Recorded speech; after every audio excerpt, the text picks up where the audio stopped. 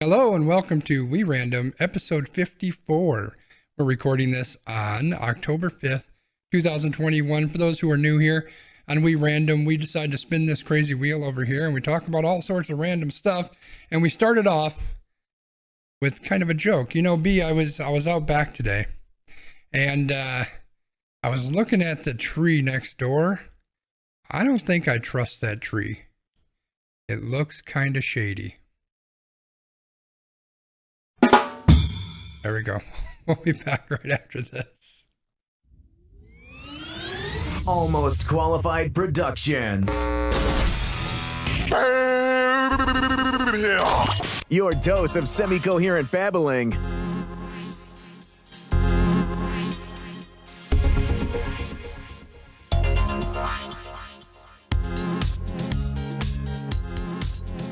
Welcome to We Random, episode 54.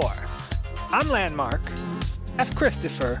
You are all of our wonderful, loyal viewers and listeners. How's everybody doing tonight? Hello, Skonzii. Tell the people how you're doing.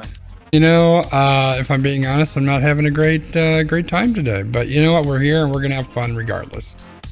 Well, hopefully these wonderful topics that we have on our Wheel of Doom will cheer you up. Or what is more likely, you will get angry and your blood will start to boil. Yeah. And then you'll feel better because cathartically, you'll get out your anger at retailers to be named later on this podcast. That's probably more likely, yeah. So, for those of you who are new, as Skonzii said, we're going to spin this wheel. It's going to tell us the topic. We're going to talk about it until we don't want to anymore. And then we'll move to the next topic. We're going to do that for 30 to 45 to 60 minutes. And then we will do a very special random rankings. After that, we will give you our extra points. And then we will bid you adieu for a podcast day. So, any other things that we need or want to tell our wonderful, loyal viewers and listeners before we begin on this adventure? No, I say we just do it. All right. Well, give me the wheel. What's the wheel got for me today? All right, we're spinning it. We're going to see what you got. It looks like we're going to start with NBA. Fucking NBA. And vaccinations, because we're always talking about COVID. Sure. What do we got with the NBA vaccinations? So the NBA issued new guidelines for unvaccinated players heading into the 2021-22 season. NBA arenas for the Golden State Warriors, Brooklyn Nets, and New York Knicks are under local mandates that require entertainment venues to only allow vaccinated people to enter. In those arenas, unvaccinated players without proof of at least one vaccination shot are barred from competition. Those players who miss games because they are unvaccinated will lose their paychecks, the NBA said. Players are able to apply for religious exemptions. One Warriors player, Andrew Wiggins, did just that. The NBA reviewed and denied Wiggins' request last month. As of this week, Wiggins and the Warriors report that he has now been vaccinated. The NBA reached a 95% vaccination threshold of players since the opening of training camp. So I thought that this was interesting, right? Because there's a lot of things going on when it comes to vaccine mandates and whether that's ethical or whether that's not or what that looks like. And even today, like after we had put this on our sheet to talk about, like Andrew Wiggins came out and said a bunch of stuff like, oh, well, it was a hard decision for me. And apparently you don't own your body anymore. But, I hope there's somebody out there stronger than me who will stick to their values. Hold up, brother. I need a drop right now. You know the drop that I need. Is it this one right here? The We Random Dick of the Week. Or was it the other one? It was the other one? Oh, it's this one. Zeke Elliott Feed me of the Week. Is that the one? Right now, this man is like, I need that money. And that's why I'm going to do this. But that's the point, right? This is the point. He's like, oh, well, I don't want to do it. Well, I don't know why I want to. It's like there's an image that you sent me and we don't have it for our loyal viewers and listeners, where it was like Facebook being down has been a tremendous impact to independent vaccine research. Basically, his entire press conference was a misinformation session about vaccines. Like, dude, get over yourself. Yeah, like I understand that there are people who feel that this is getting pressed on them. Like, I can understand that. They feel like they're being forced into doing this. But the truth of the matter is they're not. He didn't have to get a vaccine. No matter what anybody told him, he did not have to do that. Now that means he wouldn't be playing this year and he wouldn't be making that money. So now you have a decision. You're not being forced into anything. You're being given a decision. We have a mandate, whether this is, government induced, or whether it is the league, or if it's the team, or whoever it is. Someone decided, in order for us to stay safe, this is what we're going to do. And so you have a decision. You can agree with that and do what you need to do, or don't agree with it and don't do it. But you still have that decision. Your body is your own. You had the right to make that decision, but you chose to go ahead and get the shot and go make your money, right? So don't come up here like, oh, but I didn't have. No. You had a choice. You decided to do it. So shut the hell up about it. That's all I got, man.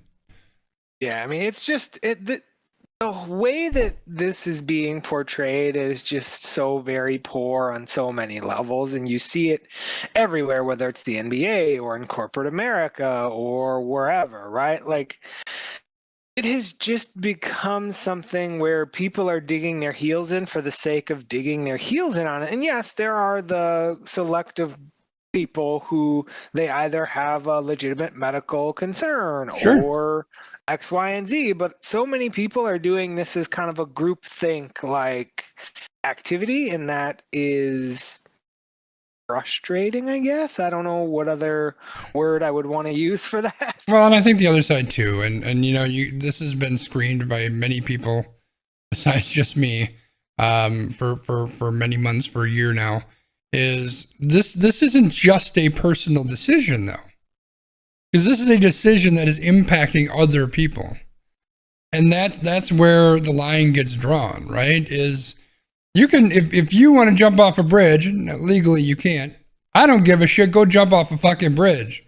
What you cannot do is grab somebody else and throw them off a bridge. Now you're messing with somebody else. That ain't okay. And that's what this is all about, right? It's like, it's one thing if you want to put yourself in jeopardy, if you feel like you don't need the shot, if you feel like you can beat this on your own, et cetera, fine. But unless you're a hermit living in the woods like the Unabomber was, you're impacting other people, and that's where it's not okay anymore.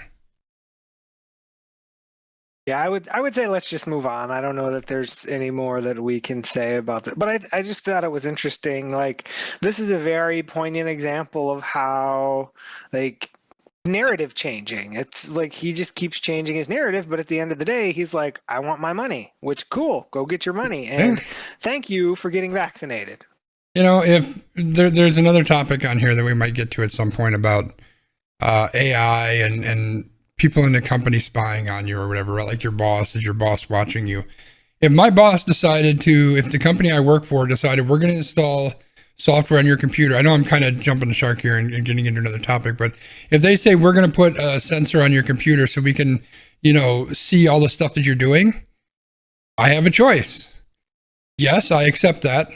No, I don't accept that. That's not okay with me. And I find another job.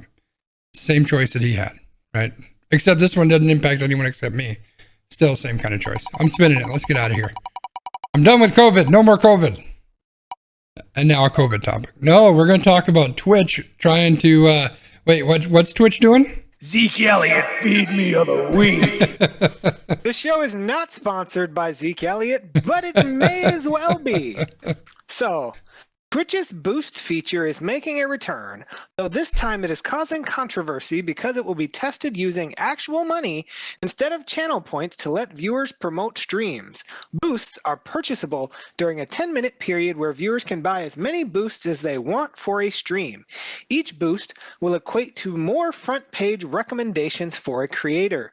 Boosts will be tested with a small number of streamers, and even though that's the case, that has not quelled backlash from creators and fans who think this is a negative feature, especially since it is reported that none of the money spent on boosts will go to creators. A Twitch representative said, and I quote, "Boosts give viewers the ability to buy super high visibility promotions for their favorite creators, and these type of placements come with a cost. We think this is a great way to show support." Now, I really wish that I could do Zeke Elliott, feed me. I was hoping it would do the repeat one, but I didn't have it set up on the repeat one. So I really wish that I could do like the Mayor Quimby, there are major corporations sponsoring this event voice, because like that's basically what this is, right? Where it's like they're trying to get that cash. They're trying to make money because a lot of their biggest streamers have now gone elsewhere. And again, how are you making money off of your product? You're getting eyes on it. You're getting people to talk about it. You're driving content to the platform, all of these things. So if you have some of these big streamers, you know, like yourself, who are leaving this platform, like that is an issue for them. They've got a problem. Yeah. Zeke Elliott. That's not quite what I wanted, but that's a little closer, and I feel a little bit better about my life. Okay, so I feel like we need to just use that one from now on because that was kind of fun.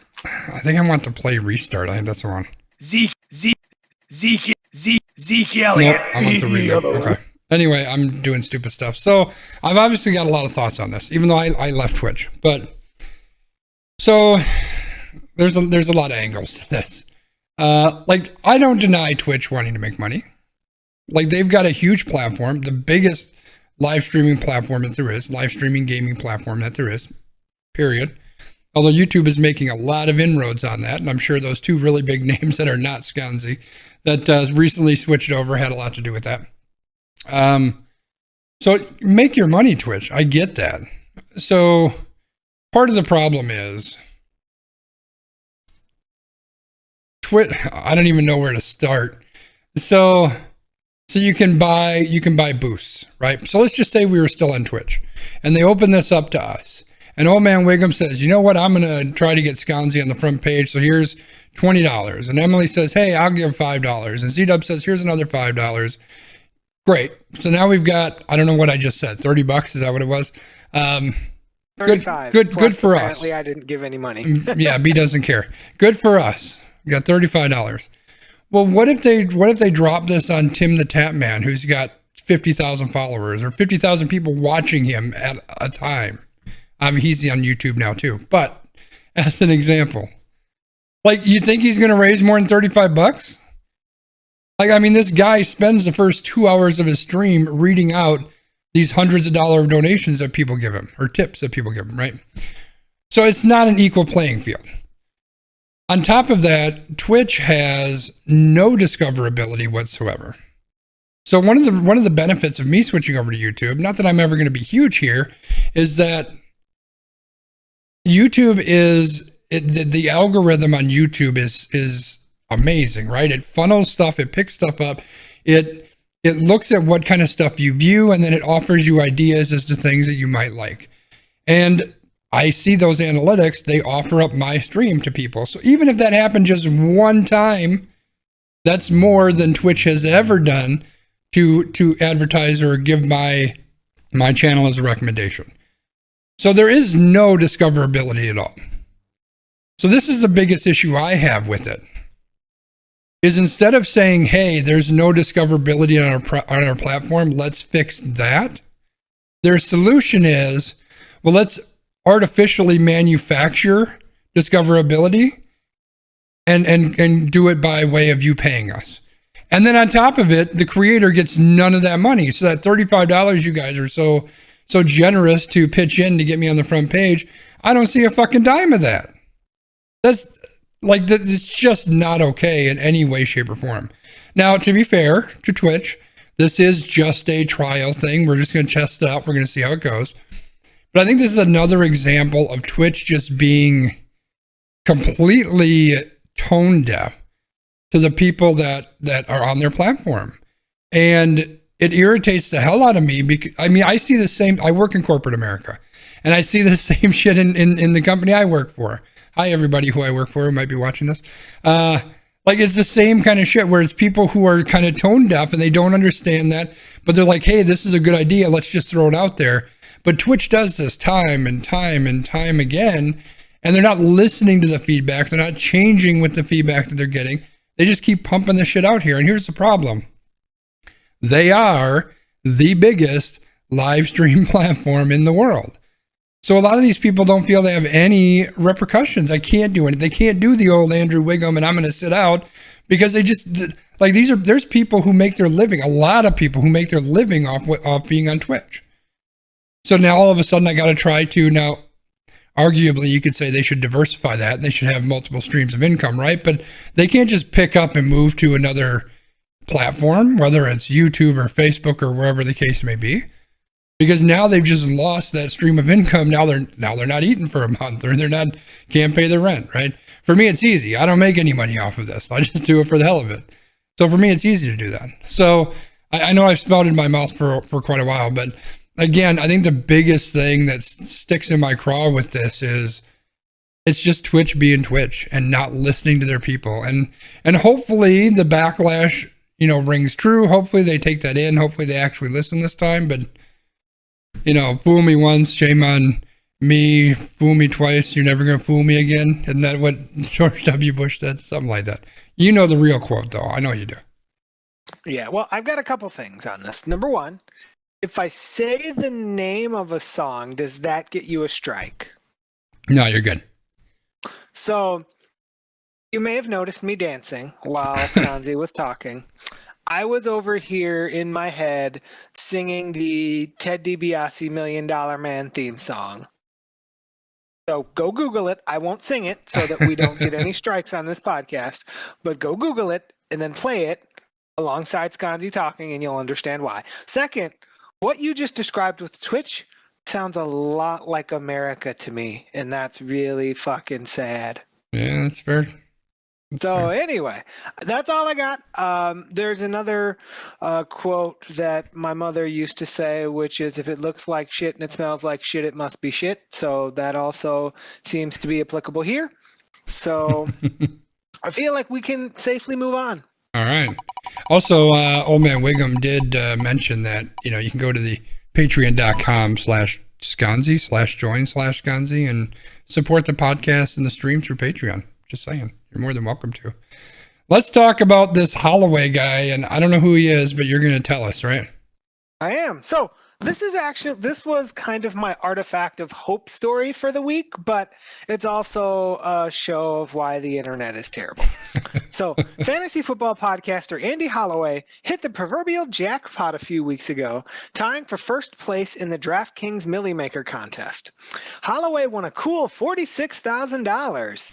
He decided to put out a challenge to the fantasy football community. He would match up to $30,000 in donations to aid abused, neglected, or orphaned children in the foster system in Arizona where he resides. Some thought this was an awesome idea. Some said Holloway was only doing this to dodge taxes. Others complained because the organization Holloway chose was a faith-based organization. So I wanted to kind of bring this up because it kind of, again, like, we've talked a lot about, like, do we see the good? Do we see the bad?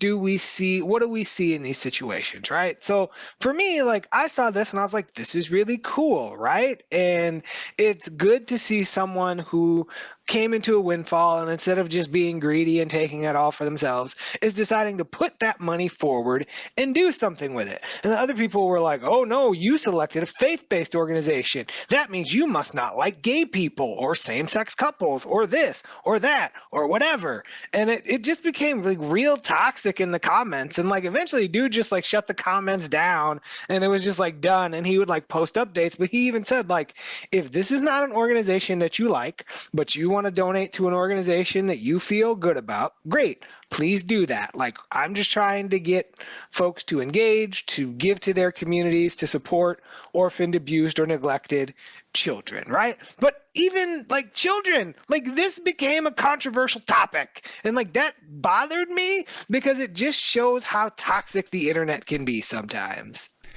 Yeah, I think that's fair. I think you can look at this from a couple of different lenses, right? So you can say, This is a guy who, was he doing this to avoid taxes? Hell if I know. But who cares at that point, right? He's offering to help raise up to $60,000 and maybe more, right? But he would match up to 30, so I figure call it 60,000 plus. Like, that's a very positive thing. I don't care if he's doing it for a tax break or not. But here's the other angle. So I decided to look at this organization that he sent, because it's, we all know how I feel about religion. And when you go to their website, they've got a special place where you can go to their mission statement, and they have a specific statement of faith where they have specific things outlined that licensing applicants have to agree with. And it's the normal stuff. We believe there's only one God. We believe Jesus is our Lord and Savior, all that stuff. We believe that the Bible teaches that God intends sexual intimacy to occur only between one biological man and one biological woman who are married to each other. Now, this is where I need a drop that says, go fuck yourself! Because that's bullshit. And this is part of the reason why I have an issue with religion. So, do I have a problem with kids or families who need help, getting help? Absolutely not. I think that's great, and I think we need more of that anywhere we can. But do I have an issue with an organization that is pushing this bullshit belief? Yes. And they're tying that directly to, we will help you if. So not only are they pushing this bullshit, like, believe it if you want to, I guess. I don't even know if that's okay. But when you're trying to push that now on other people, you have to believe this? I got big issues with that. So, am I okay with people calling this guy out and saying, yo, you kind of picked a dick organization? Yeah, I'm okay with that.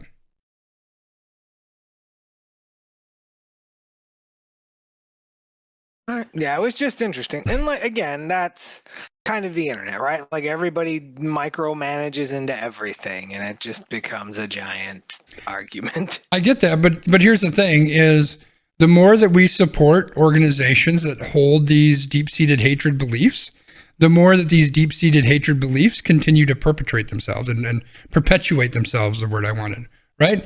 Like if we had government funding for the KKK, guess what would be on every corner of every city in America, maybe more than it is already? The fucking KKK, right? Because we're giving them money and we're supporting them. That's what's going to happen with this bullshit. Now, is believing in God as bad as the KKK? I'm not going to give you what I really believe, but no, obviously it's not, right? The KKK is absolutely a hate organization. But I would argue that some of these beliefs are very hatred based, right? Like, if you are discriminating against people because of who they are, what they believe, who they love, that's hate based as well. So I think that we have to not support groups that are pushing this kind of belief. Now, if they had steps 1 through 7 on there, I'm okay with it. Like, I'm not going to probably be a part of that because I'm not a religious person. But the rest of that, there's no hatred there. It's just, we believe in God and the Lamb and the Son of God, or whatever the Bible stuff is. They want people to pray with them, and fine. I'm fine with all that. You do that. You do you, boo, right? I'm fine with that. But as soon as you step into that hatred area, now I got issues. And now what you're doing is supporting a group that is showing hate, which, I'm not a very religious person, but I'm pretty goddamn sure that Jesus guy that you're all about didn't like hate. Just throwing that out there.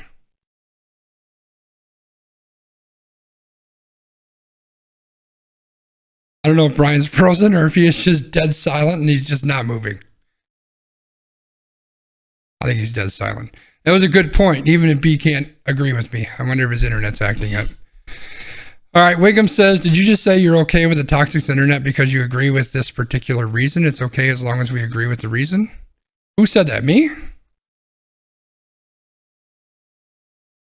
I don't agree with people being toxic or hateful, period. You know what? I think that it depends on how people are. I should repeat what Wiggum said here. So Wiggum says, You're getting a really weird video up on that side. I'm sorry. B must have dropped. Wiggum says, I agree with not liking them, not getting on this guy stuff, which is fine. I think that if you are supporting an organization that is spouting any kind of hatred, then that should be brought to your attention. Now, does that mean you should rake this guy through the coals? No, but I think that it's something that needs to be brought up and say, hey, look, this isn't an okay organization. These are the things that they stand for. This is why this is an issue. I think there's nothing at all wrong with that. Now, he's going to obviously fight back and feel defensive, et cetera, et cetera, et cetera. But those are conversations that have to be had. And I don't think there's anything at all wrong with having that conversation. That's my 2 cents.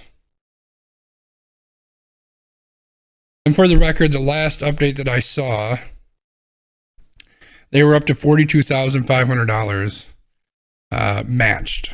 So 21,000 donated, up to 24 or 42,000 donated. So they're making plenty of money to go hate on gay people. So they have nothing to be upset about. I don't want to spin the wheel because B might be coming back. So we're just going to give it a second and I'm going to talk in a circle about stuff.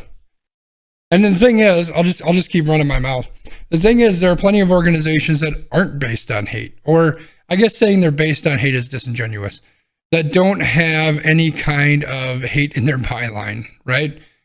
There are plenty of organizations like that, plenty of organizations where they can be supported and they're not going to be sending money or forcing this on a certain way of life on people.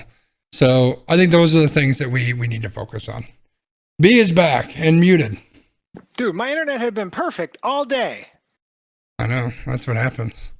All right, well, I made a great point and then you buzzed out, so I figured it was such a great point that we need to move on. You good with that? Sure. All right, we're spinning. We've been talking about hate and Jesus stuff for too long.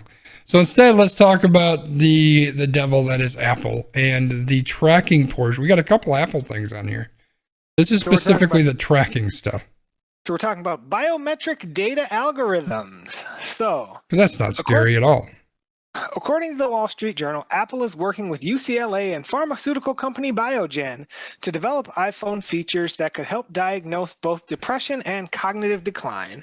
Apple is looking to build a reliable detection algorithm by identifying signals found in iPhone users' biometric data, including sleep patterns, mobility, and the way users type. Apple hopes could become the basis for new iPhone features. Apple also has a research partnership with Duke University to create an algorithm to detect childhood autism by culling data from the iPhone's camera and other phone data. Now, we've talked a lot about algorithms and how algorithm design is flawed and all of these things. So this feels very interesting, but I'm going to let you start. What do you got for us? Yeah, well, here's the thing. This is a very, very short article. Like it's probably like 500 words, if that, maybe even less than that. So I think this is really just a, hey, by the way, like some dude who was reporting at Apple overheard some guy in the lunchroom and decided to write an article about it or something. So we don't know enough about this to know anything, right? So that's the first thing. Whenever you're talking about anything that has to do with more data and personal data, especially medical type data, even if it's Apple, and I'm a big Apple supporter and I trust them more than most, if not any big company, that's still scary stuff, right? I don't know that any of the stuff they're calling out can be linked back to depression. Apparently depression comes from vaping. At least that's what all the commercials are telling me now, because it's a depression stick. But I don't know that any of this stuff can be tied back. But if those things can give some sort of a warning to say, hey, by the way, this is something to be mindful of. You might want to keep an eye on this. I don't know that I hate that necessarily. If there was any company that was going to do that, obviously Apple's the one that I trust more than anyone else to do that, because generally all that stuff happens on the device and never goes to a server. But still, anytime you're looking at more data, it's a little bit scary, but it's also super exciting if this is something that can help catch some bad things before they happen. Yeah, I mean, it's interesting, right? And obviously it's being run through universities, so there could be some, scientific principle and all that good stuff there. So it's interesting, right? Like we'll have to see how it develops and how it comes, because I'm sure that'll be a long time coming, because there's a lot to get through to try to figure out how to study this. And like then you actually would probably want to get people who have been diagnosed with these conditions to like test things to figure out like, is this accurate? Is this not accurate? Like all of these things too, because it would be to make assumptions, right? Like if this person is doing X, Y, and Z, that means that they must have A, B, and C without those assumptions actually being grounded in any type of scientific knowledge or fact or things like that, right? So yeah, that's a very interesting. It's super interesting. And here's the thing. We, like all of us in some way, shape, or form, like are looking forward to this new crazy, well, I can't say that we're all looking forward to it, but we've all seen the movies or read the science fiction, or we've had our own minds that kind of run to what the future might look like, what it could be. And, you know, a lot of those magical things that don't exist right now where, you know, they can, well, I mean, what's her face is on trial right now for the, you know, that one thing. I should know the name of this and I don't. But, you know, the whole one drop of blood and we can test for 917 three different things that never worked.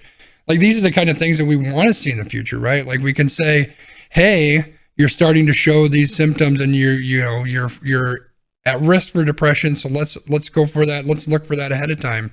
You know, the other thing that Apple's doing, and I don't know how they're doing it, but they're using the Apple Watch and, you know, your balance to say, hey, you might be more at risk for a fall in the next 12 months or so. I don't know exactly how that works, but it's kind of a cool thing to say, hey, just so you know, some of the things we're seeing, just be aware of that and be extra cautious. Like these are the things that are that like really high Theranos. Thank you, Emily. The real high tech futurist kind of stuff. Like if that's ever going to come to fruition, this is kind of how it's going to happen, right? We have to start somewhere. And I think that Apple and these high-tech companies are the ones that are probably going to push this more than a lot of the medical companies. So, you know, I'm at least excited that Apple is trying these things, and we'll see if it actually comes to fruition. Indeed. I need a happy topic because my internet dying really made me sad because it was doing so well. I know, and I got really angry about the gay-hating people. So are the Toronto Blue Jays a happy topic?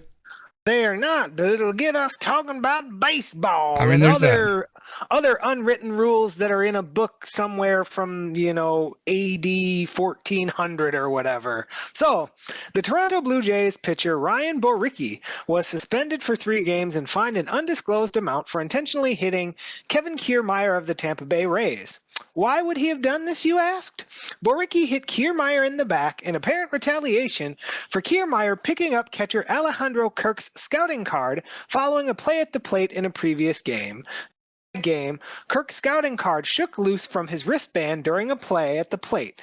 Kiermaier picked it up and took it back to the dugout. The Rays later refused to return the card to the Blue Jays. So we had a little bit of gamesmanship here, right? So a lot of catchers will have like this little card on their wrist or like in a pocket, and that's going to tell them like defensive shifts or, you know, what pitches this person throws or like all of these other random things. And like the guy goes to tag Kiermaier at the plate, and then a little card falls out, and Kiermaier's just sitting there, and he looks around, and he's just like, it's mine.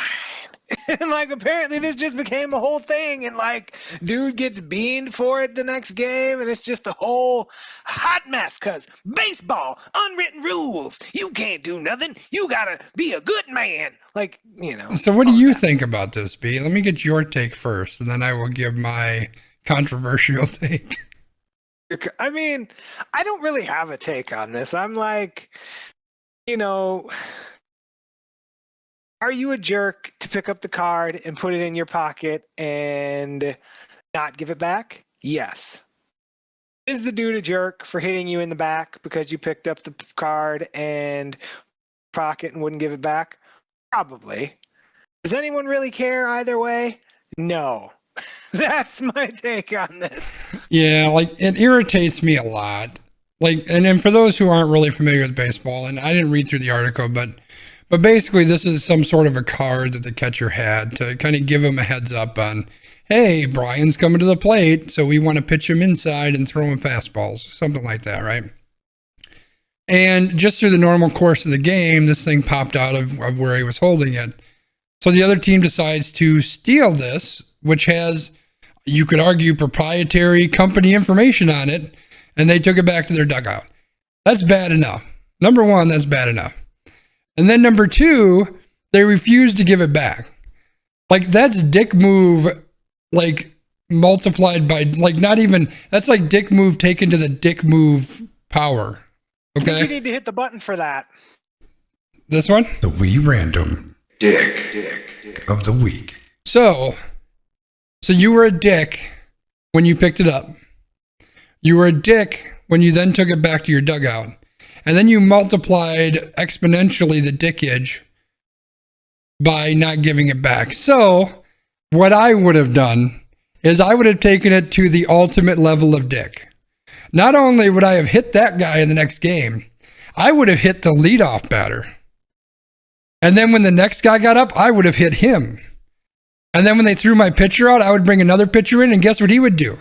He would hit that next batter. And I would hit every single goddamn batter all the way through the lineup till every one of my players was ejected and we had to forfeit the game. And then maybe that would make a point that this is a real stupid fucking thing to do. That's how I would handle it. This irritates the fuck out of me. Since when did I start podcasting with Tony La Russa? Dude, I would have hit everybody. Like, this is such a childish bullshit thing to do. Like, no, I'm not okay with it. Yeah, it's the old gift that I always send of you play stupid games, you win stupid prizes. I would hit everybody. Fuck it. Don't be an idiot. All right. So the Blue Jays are well within their rights, according to Skonzii. Damn right. Hit them all. All right. What is this? That's really small writing. Oh, this is your boss is watching you. That's what this one is. All right, so we're going to talk more about AI because we haven't talked enough about AI. We foreshadowed this one a little bit earlier. So, due to the COVID Delta variant, many of America's office employees are still working from home. This has fueled a rise in surveillance technologies by employees in areas such as finance, law, technology, and others, eager to keep tabs on their remote workforce. Facial recognition monitoring is one of the more stranger examples of America's work-from-home experiments. It relies on a glitchy and, to some, quite creepy camera system that is built to ensure workers don't lose focus or break the rules. The adoption of technology coincides with an increase in companies' use of the more traditional monitoring softwares, such as keystroke trackers, which track an employee's computer strokes, take screenshots, and in some cases can record audio or video while users are working from home, and that could lead to people's personal data being compromised. Many workers have little power to control how or when they're being monitored, especially if they are using work-issued devices. Experts advise workers to assume that they are being monitored and to read the fine print when it comes to employee contracts. So this is interesting, right? Because back in the day, and even now, there are people who used to like literally cover their laptop camera with like a post-it note so that like people couldn't like hack in and see them. But like that's literally what's happening to some employees right now, where they have to like look at the camera every 5 minutes, and if they don't, their computer locks and then they have to unlock it, and then the company knows, oh, they were inactive because they had to unlock their computer. And like this stuff is like really creepy. I mean, I'm not gonna lie. Like my personal opinion on this is that if you can't trust your employee to do the job, that is on you as an employer, that you have hired poor people. Yeah, that's really what it comes down to, right? Like if you can't trust the people you hired, then you hired the wrong people. And that's not on them, that's on you. Don't hire that person then. Like you have no right. Like if my laptop sits right back here. Like all they're gonna see is that picture on the wall, and that's about it. And then my face over there too, right there, my face. That's all they're gonna see. But they have no right to see that anyway, especially on not announcing it. Like it's one thing if I'm on a conference call and people see that, I'm turning that on. That's fine. But they have no reason to be spying on me and check my stuff out. And I certainly wouldn't be okay with that. I wouldn't sign off on that. And if I found out that my company was doing that without letting me know, I would definitely need to find another job. But I would make sure that I said a few things before that happened. Because it's just not okay. It's just absolutely not okay. Right. And it's just one of those things where you have to have trust in your employees. And if you can't trust your employees, like you said, that's a failure on you as the company. And we need to get away from the micromanagement style because honestly, I know for me as an employee, being empowered to do my job makes me better at my job. Like, that is how I work. Like, if I need to step away for 5 minutes, I can come back and I'm more effective because when I come back, I am completely focused on this task.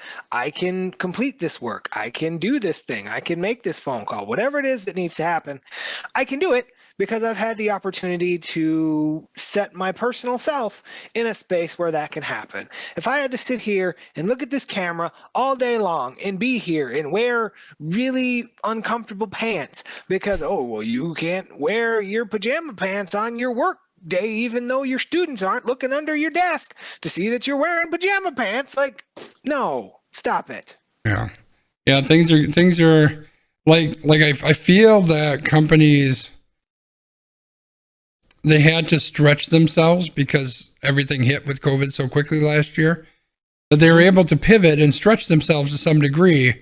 But now they're starting to pull that back in. Not just, hey, everybody has to come back to the office, but hey, maybe we're okay with having people not in the office because let's be honest, the Zeke Elliott Feed me of the week. If I don't got to pay real estate costs, that's saving me money.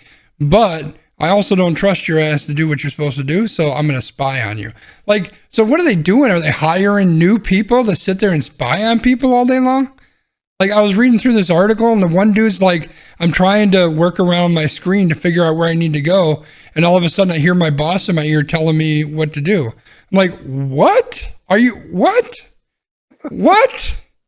Like, there's so much not okay with any of this. So Old Man Wiggum says,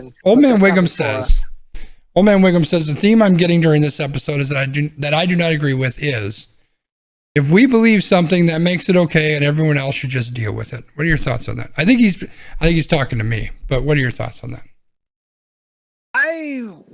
So the point of this podcast is for us to give our opinion, right? So, we could discuss all sides of the issue. I mean, we've tried to before my internet cut out, but it's like some of these issues, like, I have a hard time speaking to because my brain doesn't work that way. And we're going to get to another issue later on where there was a certain baseball player who got angry and punched a wall. I've never been mad enough in my life to punch a wall. I've never been drunk enough in my life to punch a wall. I've been drunk. I've been angry. I've never been that combination of things to punch a wall. So I cannot speak to why it's okay that someone decided to take their fist and punch a wall. I don't have that experience. So I cannot speak to that, right? I will speak to the things that I can speak to, I guess. But like, there are some things, I don't know, like in this situation, like, do I understand why a company might want to do this? Sure. Like, they want to know that their employees are doing the things that they need to do and they want to do. Is that a viewpoint that I agree with? Not necessarily. What is your thought, sir? Yeah, so I think the things that are getting under Old Man Wiggum's skin here, the part that you're missing in your comment here is if you are doing harm to others. Like, as soon as you cross that line, I don't care if you are Jesus Christ themselves, you're in the fucking wrong. Period. Right? If you're, what's this fucking Wiggum dude's name? Or not Wiggum. Who was the guy we talked about earlier, the Golden State guy, the basketball guy? Whatever that dude is. Andrew Wiggins, right? If I understand that you don't want to get a shot, but you're putting other people at harm, and these are people who, they're trying to create this bubble thing, right? If you want to talk about the internet donation guy, the charity guy, then you're supporting an organization. You're supporting an organization that is causing harm, that is spreading hate. I said it's okay to throw a baseball back at people. And so that's the line you want to draw right there. So here's the thing. I don't got anything for that. I'm not going to argue back and forth with y'all. That's all I got, B. I can't read the chat, so I can't argue with them anyway. So they're saying that I'm wrong, that I would want to throw the baseball at every single player, which is fine. You're welcome to your opinion. So it's going back to Ryan Baricki thing. Whoever that guy is, yeah. I shouldn't throw beanballs at people, but it's okay for them to steal information. So I guess that's okay. Got you. Okay. Well, I guess that's a good recentering opportunity for us to, I don't know, whatever. We'll move on. Do you have any other things to say about this situation? No, I don't know how anybody could be okay with this, honestly. So I think this is an easy conversation on this one. I didn't start the recording, so I need to, steal the YouTube recording later, but I think we're pushing about an hour on stream, so I think we're probably close to moving on to random rankings. What do you think? It's up to you. We can do it. That's fine. I know. We can do that. That's fine. Okay, cool. Well, let's go ahead and move on. You want to tell us what we're doing with random rankings, B? So for random rankings, we are going to predict the MLB playoffs. As you know, Skonzii and I are not terribly great at predicting things, but we are going to try because why not? So while we're doing this, we may be able to talk about sports, and all of those other fun things that happen, such as a person getting so mad that he wants to punch a wall. But we'll start by looking at these wonderful matchups out here. Now, do we have a score report for the current Red Sox and Yankees game? I don't think so, but let me take a look. Yankees, Red Sox. Red Sox are up 2-0 in the bottom of the second. Okay. I don't know what the outs or anything are. So up 2-0, bottom of the second. Gotcha. Okay, so that helps. Now, I feel like we should take notes on this somewhere, so I don't know where we want to take. Yeah, we've got it outlined in the run sheet here, right? Oh, look at me! I was smart. I used my noggin. All right, so let's just start there. Boston or New York? What do you got for us? Oh, I'm gonna let you go first. Well, I'm being the person who knows nothing about anything in the American League, considering that Boston is up. Boston, just for funsies. Well, here's the thing. I don't follow a lot of these other teams, but I do play this game called Out of the Park Baseball that Brian is a big fan of as well. And I have spent most of the season bitching and complaining about how they are really, really dumb with putting in the stats for their players. So I figure I'm just going to choose the opposite of what they picked. So I'm going with the Yankees, even though they're losing 2-0. Nice. All right. So I went with Boston. Anzi went with New York Yankees. Oh, okay. Gotcha. All right. So what do we got? The National League wildcard. We got the St. Louis Cardinals and the LA Dodgers. B, who you got? I hate this matchup. I really do. So let's talk about both sides of this matchup, Skonzii. So you have the St. Louis Cardinals, who are loved. They fucking suck. Who are loved by everyone. They also have the Devil Magic, and then you have the Los Angeles Dodgers. They fucking suck. Who Sorry, I had to do it. Lots and lots and lots of money. All the money. All the monies, but they do it because. I don't know. I can't do it. Because they're trying to win a World Series. What do you mean they did it because? We know why they did it. I was trying to be the whole like down the middle and there. I can't do this. I don't like either of these teams. No. I really want the Dodgers to win, but I know they're not going to because St. Louis is here to haunt my fucking dreams until I die at the age of 40. Sounds about right. We're going with St. Louis. Okay, well, Out of the Park Baseball picked the Dodgers, so I'm going with Cardinals. Eventually, we're going to run into an issue. All right. So now should we go AL or NL first? Let's go Let's AL. Go AL. Yeah. AL. Okay. So that means that we have a was it 5-game series between Tampa Bay and the New York or whoever. Depending, Yankees or the Red is. Sox. I am going to cheat here and pull up standings on my phone, even though I could totally pull them up on my computer, which is sitting right in front of my face. But you know how I roll. So Tampa Bay won 100 games this year. How about that? That was a very good season for them. I want to see them continue it. I want to cheer for the, quote unquote underdog. So I will take in a 3-2 series Tampa Bay. Well, Out of the Park said that Tampa Bay was going to lose, so I'm going to go with Tampa Bay as well. All right. Do you have a series length prediction? Do I have to give that? No. Okay, well, I'm just going to say Tampa Bay. All right. I will stop giving series length predictions too until we get to the finals. But now we have the garbage can beaten Houston Astros and another Moneybags team, Chicago White Sox. Now again, you have two things here that are in contradiction. You have Tony La Russa, who not a friend of the show. Then you have Houston, who beats garbage cans. Yeah. So what do you got for me, Skonzii? What do you got? Well, my Out of the Park theory says that I have to pick the Houston Astros, but just to be safe and not puke in front of everybody that's watching the stream, I'm choosing the Chicago White Sox. Nice. All right. So I will go along with you. Let's B and Skonzii have both picked those. Now, let's move on to everyone's favorite NLDS series where we have the evil, no good St. Louis Cardinals against the San Francisco Giants. Yeah. Well, I'm gonna buck the Out of the Park trend again, and I'm going with San Francisco. I'm agreeing with them this time, which is scary, which means it's completely wrong. All right, Yep. So Skonzii is going with San Francisco.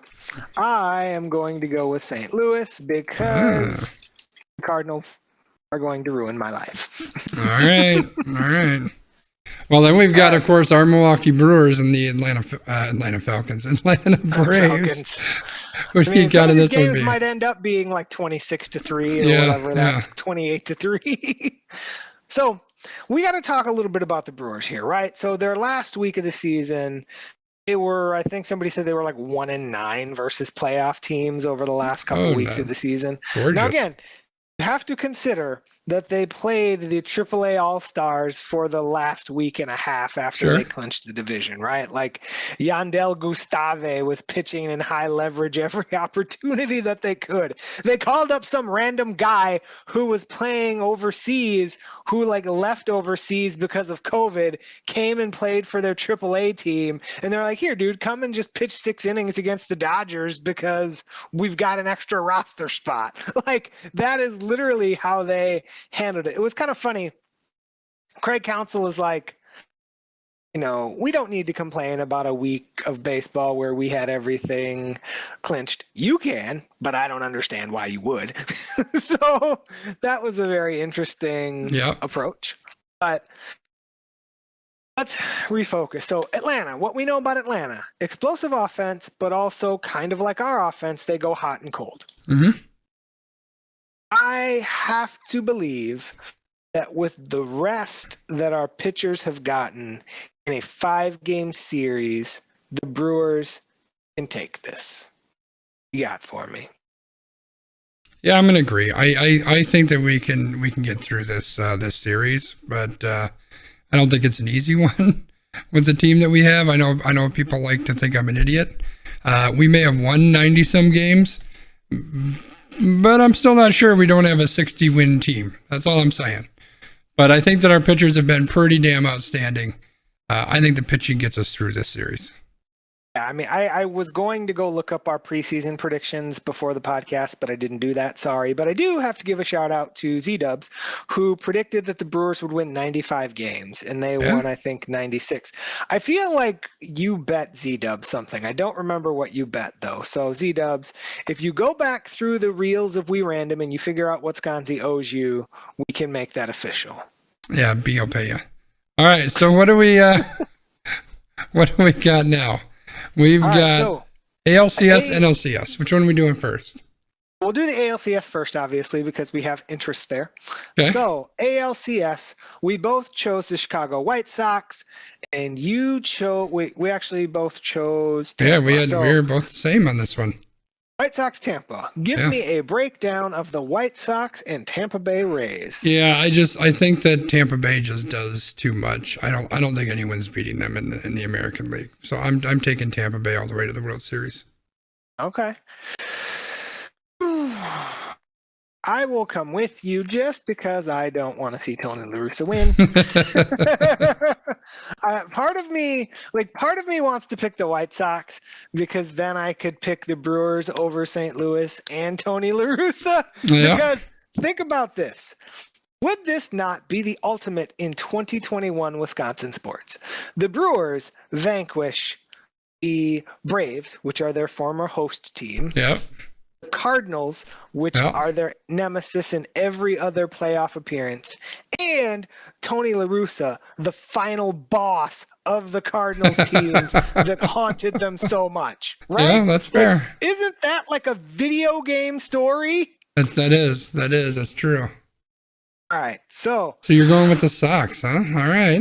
Oh no, you went with Tampa Bay. I went with Tampa. Oh, okay. I'll go with you. All right. That's what I would like to have happen. So I went with St. Louis. You went with San Francisco. We both went with the Brewers. Right. Are they gonna beat St. Louis? Are they gonna do it? Yes. You're picking them over the Cardinals. All right. I mean, we got to exercise the demons at some point, right? That's fair. I figure at some point having a lineup that hits about as well as a AA team is going to come back and bite you in the ass, and I think this is when that happens. So as much as it pains me to say so, I am picking the Giants over the Brewers. All right. Because that offense is just flat trash. I mean, yeah, they can do a little bit here and there, and that's exactly the type of thing you need to be able to do in the playoffs, right? Like you think about Craig Counsell's base hit in that series 40 years ago or whatever it was, right? And that Luis Gonzalez broken bat against Mariano Rivera 38 years ago or whatever that was.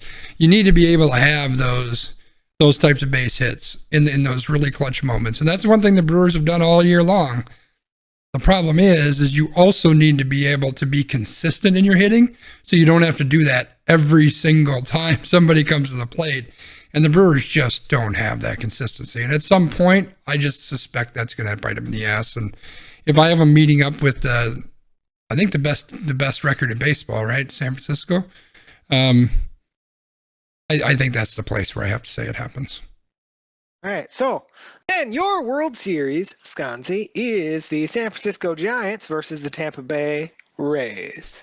And I don't really know enough about either of these teams, to be honest. But I feel like I'm riding Tampa Bay all the way. Now that Blake Snell's not there, I can be okay with that. Nice. Now, that means that I have Milwaukee and Tampa Bay, and I have to go with the Brewers because why would I not? Choosing right? with your heart. Oh, there's no money on the line here. Trust me, if any year in the history of sports this is going to happen, it's 2021. You're probably right. So I got to go with it. If it doesn't happen, then I have egg on my face, but it is what it is. I mean, we got to win it for David Stearns before he leaves to take over the Mets job. Win it for Devin Williams because we got so mad. We got to punch a wall. Fucking Devin Williams. Fire him into the sun. That's doing harm, too, for those in the chat who are wondering. Now here, okay. Who catches your ire more? Jeremy Jeffress, Devin Williams. Jeremy Jeffress, because he actually blew the playoffs for us. Now, if Devin Williams comes back and is a cause of us losing the playoffs here, then they might be on equal terms. But Jeremy Jeffress actually blew our opportunity to go to World Series. So he clearly is number one. Oh, cool. Sounds good to me. All right, Oh. so that's what we got. Brian's got the Brewers winning the World Series, and I hope he's right. Whereas I have the Tampa Bay Rays. I don't think I can name a single person on that team, but that's who I'm going with. So we'll see what happens. This would be the worst thing in the world for ESPN and like all of the talking heads if there was like a Brewers Rays World Series. God, they would lose their mind. Stephen A. Smith wouldn't come to any games. Everybody would be happy about that. Sports Center would get the lowest ratings ever. I mean, all of this is positive. I'm good with all that. I feel like I think Brett Phillips is on the Rays. Well, there we go. That's a perfect reason to root for him. I love Brett Phillips. Does he actually play? Like, is he actually a player? Well, look, I'm looking it up for everybody to see. Brett Phillips. Well, oh, that's right. He was. He had that game-winning hit last year, right? Yep. He played in 118 games. Doesn't look like he's starting. He hit 202. Okay, so he's not playing very well, but he's playing. Yeah, he pitched too. Did he? Legit pitched, or just came in to pitch because they were getting their ass kicked or something? He came in to pitch because they were. Okay. He did the Aaron on. So he's not playing very well, but he never really has been a great player. But you know what? That's a good enough reason for me to root for old Tampa Bay in the American League there. He's their Jackie Bradley Jr., where if he has a positive WAR, it's because of his defense. There you go. All right, B, why don't we move on? And why don't you give us your extra point? With the camera that's probably all screwed up. It's little tiny camera. I will look very closely into the little tiny camera so that you. Whoa, that's a little bit. That's too much. Too much. I'll work on it while you're doing your thing, so don't mind me, chat. So, my extra point this evening was going to be just about monitoring your own health and wellness, right? So, at work, I've taken on a bunch of new initiatives. Like I told you guys before, I was starting this mentoring thing that or the leadership thing that I'm starting tomorrow, actually. So yay. But then I'm also taking on some other like data stuff and lots of other things. And I did also get asked to do another thing. And I just, at that point, I was feeling like it's too much. So I had to say no.